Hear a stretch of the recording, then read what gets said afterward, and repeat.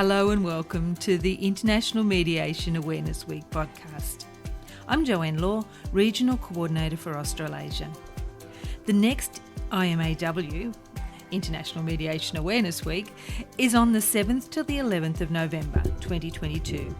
Leading up to that, this podcast will introduce you to regional coordinators, event partners and speakers who'll share with you their insights and passion for mediation.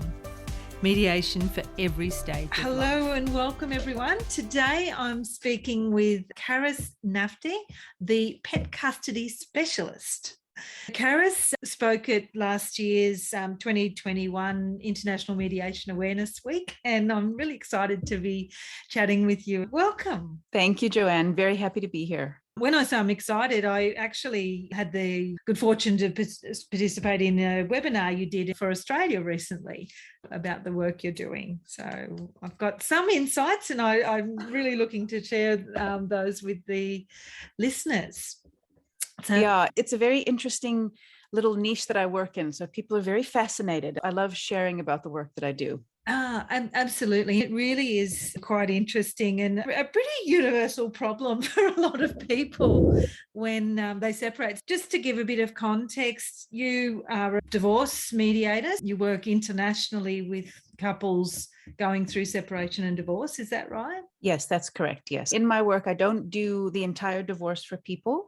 I really only work in the niche area of helping people decide custody of their pets. Okay. So do you collaborate with other mediators? How does that fit in with the picture? Yes, it does. So I always work in collaboration with other mediators, or I also work with attorneys. Sometimes I work with lawyers if they're, interested in having an outside expert in this sort of situation.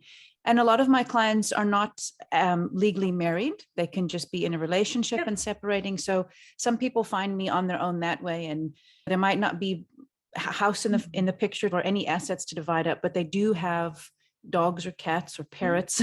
Yeah. And people need help often to see through the emotions that are present at the time of a breakup. And those really can cloud people's judgment about what's right for the dog, not what's right for me, not like who's going to win this fight between us. It's my dog. No, it's my dog.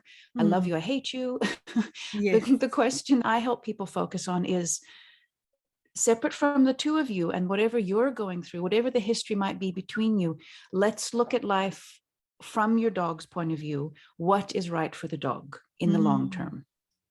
Beautiful. Yeah, we could put child in there as well. Talking about dogs today. And cats and parrots. And the expertise that gives you the ability to have this niche, I guess, is background as an animal behaviourist. So what is that? Could you give us a little bit of idea? Yeah, definitely. My official title is that I'm a certified dog behavior consultant, and people refer to me as an animal behaviorist. And animal behaviorist is a term that it gets thrown around, so it's a little bit confusing sometimes. Yeah. The easiest way to explain it is that animal behaviorists help people who have dogs who are having problems of some sort, who are having challenges. So those kind of challenges might be the dog's behaving aggressively. I have to go see a dog this afternoon who attacked someone in his kitchen 3 days ago. I have to try to help the family resolve this, for example. I help people with anything from, like the dog this afternoon, serious, quite dangerous dogs who people need to try to work with. And all the way down through the sort of range of dog behavior to like, okay, we've just got a puppy. How do we house train it? How do you actually teach a puppy to pee outside and not pee on the carpet? Yeah. And I help people train their dogs so don't come back at the park. Or let's say they've got two dogs that aren't getting along, or like a dog and a cat. Maybe they have a rescue dog, or dogs with separation anxiety, dogs who are destructive or making noise. It's like, if you can imagine any of the either annoying or dangerous things you've heard about dogs doing, I've probably helped people with that, because I've been doing this kind of work for almost 27 years. Oh, goodness. In that quite long career, I have seen thousands of dogs. And with the thousands of dogs has been those thousands of families also, because I never work with a dog. I never get handed a dog and say, just fix the dog. It's always about the family system. And I often joke and say, well, I have to say I'm a dog behaviorist, not a people behaviorist. But the truth is that the dogs are sometimes the simpler part of the equation of a family that's having a dog with problems. The challenge is getting the human beings to either change habits or change their routines, change their responses, be receptive to doing something in a different way, because obviously what they're doing isn't working. So we got to change something. So that's my background. And that's why I work in this way, because I have a great deal of experience working with dogs and families and people's patterns around dogs and the relationships and what happens in houses with many dogs and cats and all of those kind of things. And I think it's quite interesting the way I started this work, because people ask, how did I come up with this? I started doing this work when I was seeing clients, so doggy clients and their owners.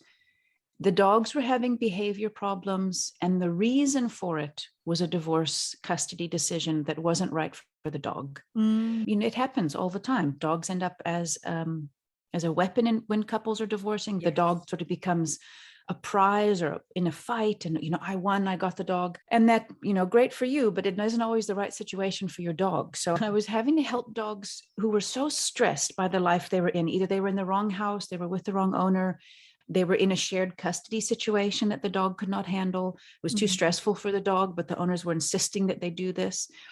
And after this started happening enough times over the years, the other interesting part of my story is that my mom was a divorce mediator. So my whole childhood, I was surrounded with kind of the language and the awareness of mediation as an effective, wonderful way to help people go through difficult things, like divorce. And also, I think growing up in that way, growing up with my mom, who was so good in that role, always taught me from a young age how to see things from different perspectives, and that one situation can look one way from one pair of eyes and another way from another pair of eyes. And to be effective in that, you can't really take sides.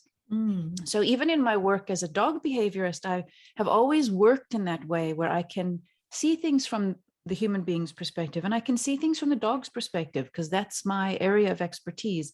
And how do we even mediate in that place to find a way that'll work? So back to the story, I was having these clients who the dogs were not happy about, or not even not happy, but stressed in the long run by their lifestyle. And I asked my mom, I said, well, what happens actually in divorce? Like, who do you call in to help with the dogs in divorce? And she said, well, nobody's doing that. So that was my inspiration to become a mediator myself. And now this is where I specialize, to help bring some awareness to what is actually right for the dog, not just who's going to win this one.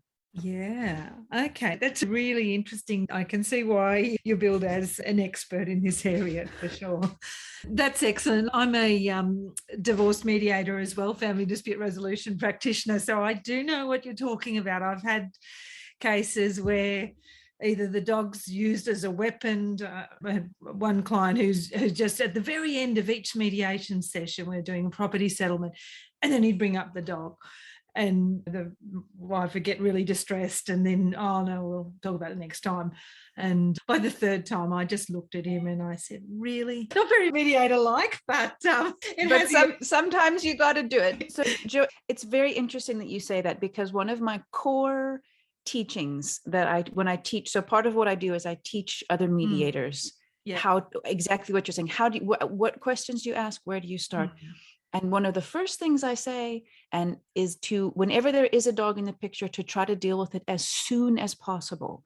So precisely that does not happen, because what happens in couples, if the dog is really important to one of the two people, of course the other person knows this. You know your ex leverage like nobody does. And it will come up exactly, it gets used as a weapon, it gets used as a threat.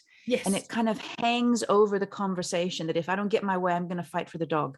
So especially in the context of mediation, if you can be very upfront to say, we're going to deal with the dog, because it can very easily become an emotional issue, and it can get used unfairly, which is of course unfair on the dog, and it's unfair on you. So let's do that as soon as possible, and then the dog is off the table, and it cannot come up later, because exactly what you're saying, if it will be used to upset the other person, consciously or not. I think some people do this almost willfully, and some people do it out of habit. They've probably done it their whole relationship, but it isn't fair. It isn't fair. It isn't fair to do that. No, Yeah. absolutely. I would have done very well to have trained with you before. That was one of my earlier mediations, but I still remember it because it was a problem hanging in the background. Some of the people listening will be people using mediation. A lot might be lawyers or other advisors that work with clients. So really, it sounds like when they're in a situation where people are just squabbling and really not willing to put the best interest of the animal first, we need to get Karis in. Yep. Is that how definitely? Yeah. I have a lot of different roles that I take on in this work that I do. So sometimes I just work behind the scenes and I advise the mediators I work with. They might have a tricky case or a dog breed they don't understand. That's like a rare dog breed. And because the dog breeds have to be dealt with differently also. So I work behind the scenes, collaborating with mediators, just advising them. Yes. I also work in a direct role with the clients themselves. So a lot of people bring me in as an outside expert to just work for an hour or two just on the dog. And that really calms people down. It helps to have a voice in the conversation who is a dog expert. Yes. And I can, without taking human sides, just explain that if we make this choice, this was what it will mean for the dog. If we make this choice, if we make the different choice, it will mean this in the long term. And that clarity, of course, calms things down and usually helps people make a more sound decision. And the other dynamic that's curious is when people are willing to work with me, they're usually willing to put the dog's best interest forward. Yeah. And that's a great step. So the very fact that they say, hey, let's call this lady, let's see if she can help us, is a wonderful, it's like, oh, what a relief. I'm so happy for your dog that you've called me. No, that's fabulous. And then I also do a lot of teaching. So a lot of my work, I feel like the way I can do the most good is I teach mediators like yourself. I teach lawyers, judges, divorce coaches, counselors who work with anybody who works in the divorce arena, indirectly or directly.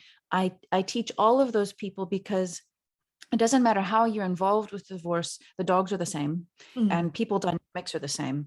And I teach all over the world because the laws are very different, of course, in different parts of the world, the laws are different, but dogs are not different. People are different. So the information applies, and it's of course up to the individual practitioner as to how they can work given the legal framework of where they live. And my favorite thing to say, which is true, is I know the law, but I also don't care in the sense that I want to do what's right for the dog. So we have to be respectful and aware of the law. But where I come from my point of view, the dogs don't know the laws. What is right for the dog? And then bearing that in mind, how can we make the best decision given where we live and what the rules are, and take it forward like that? That's interesting. And as you were talking, what came up for me was working with families with children. There's often attachment issues with the children that get misinterpreted. So the behaviour is observed, but the meaning of the behaviour isn't always correctly evaluated. Is that something you see with dogs as well? Very much. Yep. It's too easy to interpret a dog's behavior to suit the interpreter. So if the owners themselves are doing it, I hear people say things like, the dog doesn't like you. She doesn't want to go see you anymore. It's like, well, not necessarily. The hardest conversations I have is to help people understand that dogs are not people, which, although it sounds obvious, we tend to interpret their behavior as we would interpret a child's behavior. That is one of the biggest challenges, because when you humanize a dog, you lose the dog. You're working with an imaginary dog at that point, a dog that you imagine has deeper and more complicated emotions and thoughts and memories and desires for the future. And they don't. Dogs are so simple in so many ways. And a common sort of thing that I will see is like if a dog rips up the couch, let's say, rips up their new dog bed. Okay, we've all been there. We've all seen the videos, those horrible videos that people take. So let's say a couple are getting a divorce, their dog rips up the dog bed. if people are not clear-headed about their dog, it's easy to assume that, oh, the dog is maybe the dog is angry at me and that's why it ripped up the bed, or it's upset because it didn't come yesterday and take it for a walk. Yeah. And dogs don't behave like that. They don't take revenge. You're not being punished by your dog. Your dog has no concept of money. Your dog has no concept of value. They just have a concept of what's fun, which could be ripping up bed. They will, as a side note, dogs often rip up a brand new dog bed because it smells like the pet shop. So it doesn't smell like them, it smells like toy. Yeah. So it's like, oh, cool, let's rip this up like I ripped up the toy. I mean, it's a little more complicated than that, but it's a very common thing. People buy a bed and that day the dog chews it up because it doesn't smell like the house yet.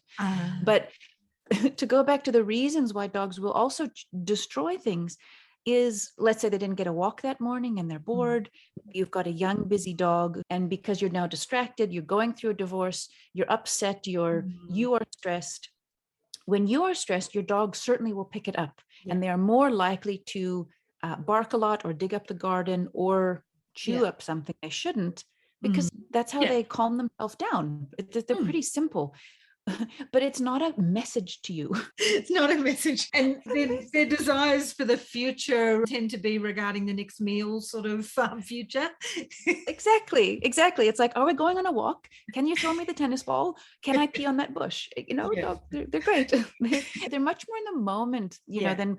But what's interesting about dogs, which is the blessing and the curse of dogs themselves, is that they so reflect our emotions, and they are so tuned into our mood that we think they understand more than they do. They don't understand, but they can observe. So they can see you are upset. They can see you are happy. They can see you are behaving different than you normally do. So if you come home and you've just had whatever it is, you've had a horrible day at work, or you've just been fired, or you got into a car wreck, or your wife said, I want a divorce. All of those things are going to make you act weird. And your dog, depending on your dog, will either, as a broad category, when people are upset, dogs will either run toward the person to try to get closer to them, to try to deal with the emotion that way, or they will run away. So some dogs will run and hide. Maybe there's been abuse in that dog's background. Maybe it's just a very sensitive sort of dog and they feel uneasy. They'll do different things. But it's not because they know you got fired, or you came home and you said, my wife said you want a divorce, doggy. What are we going to do? They just know you're upset. Yeah. And they will reflect that. And then when you're happy again, they'll be happy, generally.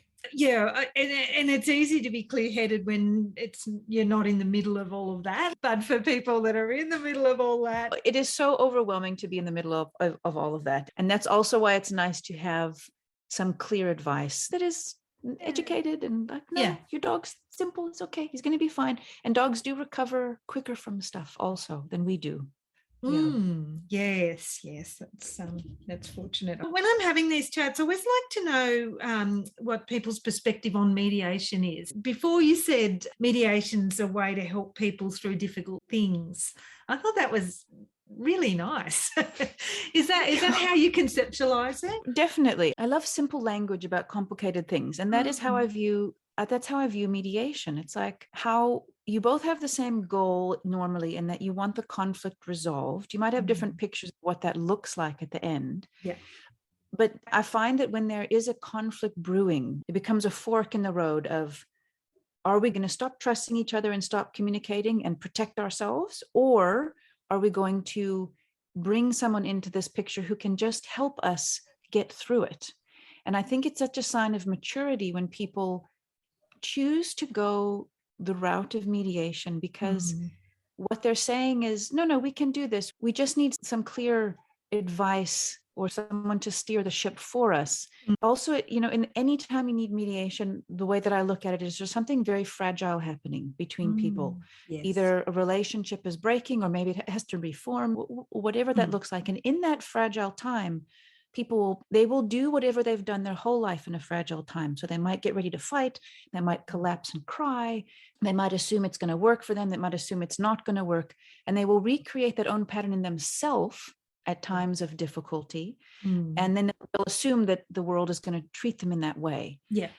So it's like in that fragile time, a good mediator can be such a good, calm, steady presence to just let them fracture, let it break. Okay, it's breaking. And then let me help you weave something new from those broken pieces. And move forward. It's really beautiful when it works. It's really, it's always a goosebumpy moment when it coalesces, and it's almost like a stained glass window breaking, and then you take the same pieces and you just make a different picture. That's how I view it. No, it's a beautiful metaphor, and it's really true because you can't keep what the old anymore when you've gone past that fork.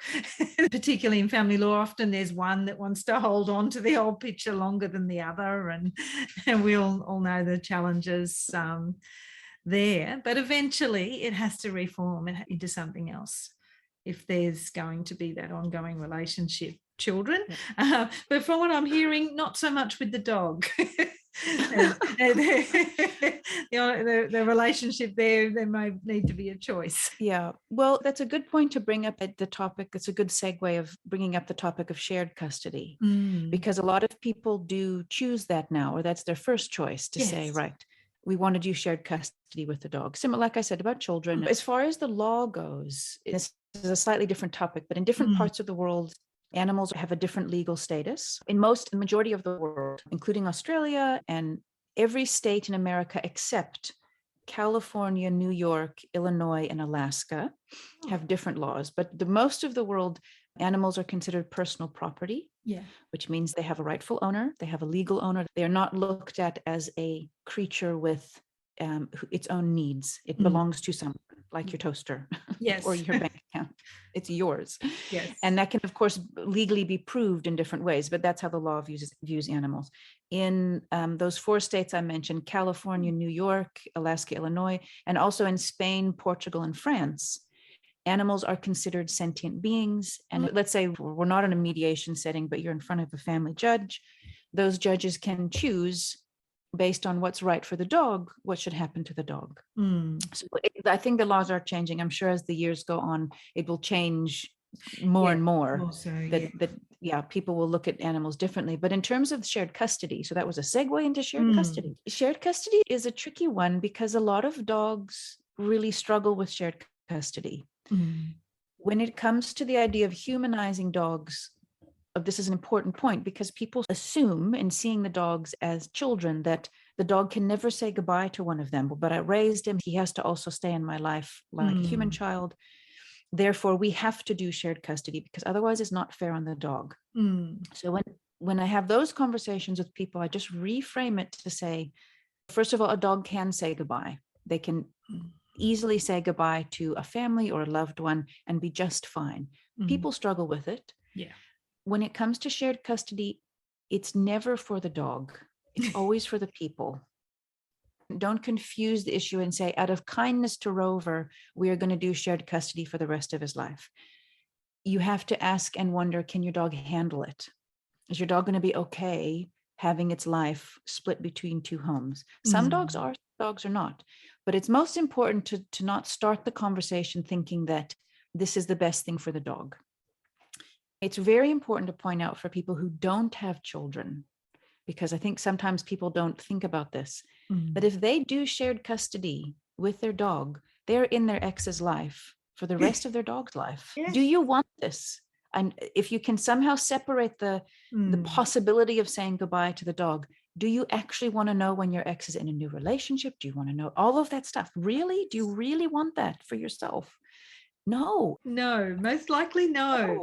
No. So it can work, shared custody, but when people go into it, there has to be some understanding that if the dog is obviously stressed by it and not handling it very well, that then people may need to renegotiate. It is not an easy thing for many dogs. And part of the reason too is the emotions that come between the handing off of the dog could be so difficult and so toxic for people that, like I was saying before, dogs pick up on our body language. So the poor dogs can just be traumatized by this back and forth between these 2 people that they love. And sometimes you will see behaviors in dogs where, again, they will start chewing up things where previously they weren't sort of destructive dogs, or maybe they run away, or they dig up the garden, or they won't come, or maybe they're getting aggressive to dogs at the dog park, and before they were friendly, or their personality changes in some way, is often a sign of stress for the dogs. So it just has to be a careful conversation and not a romantic one that, oh yeah, we'll just do shared custody with the dog. And then no one has to say goodbye. And then after a few months, the two people are like, I never actually want to see you again. Can we make a new plan? Yes. And look, that's always the possibility, to make a new plan. Sometimes people come up with an idea of what's going to happen and it doesn't work. It's time to change. And that definitely works well. It really is an interesting topic. You did a presentation for the International Mediation Awareness Week, and the presentations are now available. So people can go to IMAW.org and they should be able to find your presentation if they want to hear a little bit more about what you spoke on last year. And do you remember the topic name that you... I think it was something about who gets the dog in divorce. If you just go to the website and put in pet custody, you will see it. Perfect. You'll find me. I'm kind of the only one doing something about the pets. Yeah, absolutely. And you're on LinkedIn as well. So if people are wanting to connect, that might be a good way. Yeah, absolutely. Yeah, the easiest is to find me on LinkedIn, or my website is whokeepsthedog.com. And through either of those, and if a mediator's listening, if they want more tools for dealing with their own pets, I have courses running all year long, and people are welcome to check out the information there.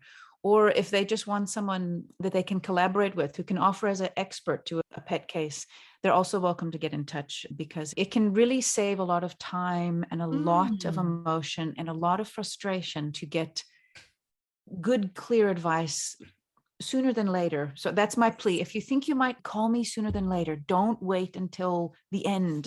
I will come and help you, but it's so much easier if we do it sooner, for everybody, for the people, for the dog. Absolutely. I think that's great advice, and particularly about dealing with the dog issue early. And if the mediator tries to raise that and they can't, get on the phone to Karis or on the internet. So you're in South Africa, but you work with people anywhere in the world, my understanding.